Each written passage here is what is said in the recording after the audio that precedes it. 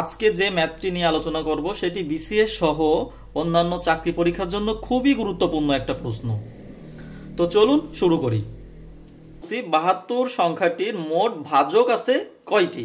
ভাজক সংখ্যা বের করতে বলেছে। তো অপশনে দেওয়া আছে 9টি, 10টি, 11টি এবং 12টি। তো আমরা সাধারণত যে নিয়মে করে থাকি, সাধারণ নিয়ম 72কে আমরা এভাবে উৎপাদকে বিশ্লেষণ করি। বিশ্লেষণ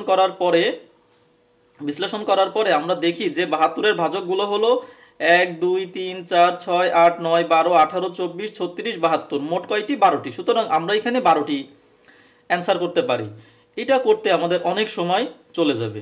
সুতরাং আমি আজকে যে মেথডটা দেখাবো সেটি হচ্ছে ম্যাজিক মেথড। ম্যাজিক মেথডের সাহায্যে খুব সহজেই 20 সেকেন্ডের মধ্যেই অ্যান্সারটি করা সম্ভব। তো তার আগে আমি কিছু ইম্পর্টেন্ট নোট আপনাদের কাছে শেয়ার করি। তো ইম্পর্টেন্ট নোটগুলো একটু ভালো করে লক্ষ্য করুন।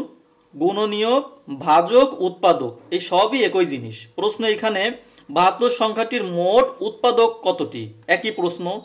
72 সংখ্যাটির মোট গুণনীয়ক আছে কতটি? একই প্রশ্ন।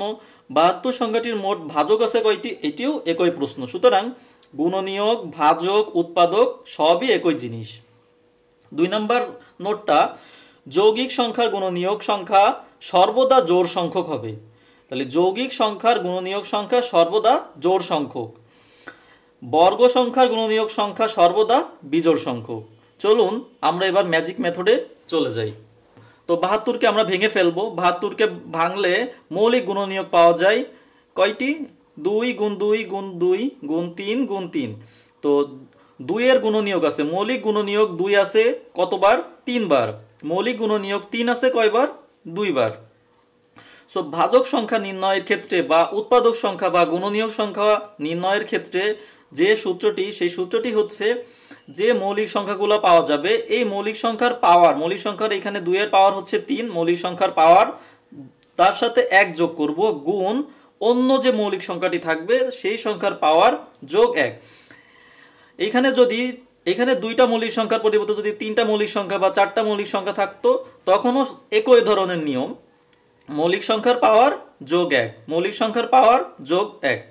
তো এইখানে 2 এর পাওয়ার হচ্ছে 3, সো 3 যোগ 1 এবং 3 এর পাওয়ার হচ্ছে 2, 2 যোগ 1। তো 3 আর 1 যোগ করলে 4 এবং 2 আর 1 যোগ করলে 3, 3 এবং 4 যোগ করলে 3 এবং 4 গুণ করলে 12, 3 এর 4 12। সুতরাং সহজে আমরা 20 সেকেন্ডের মধ্যেই উত্তরটি বের করে ফেললাম। এমন নতুন নতুন ভিডিও পেতে আমার ইউটিউব চ্যানেলটি সাবস্ক্রাইব করবেন। যারা ফেসবুক থেকে দেখছেন তারা অবশ্যই আমার পেজটি ফলো দিয়ে রাখবেন।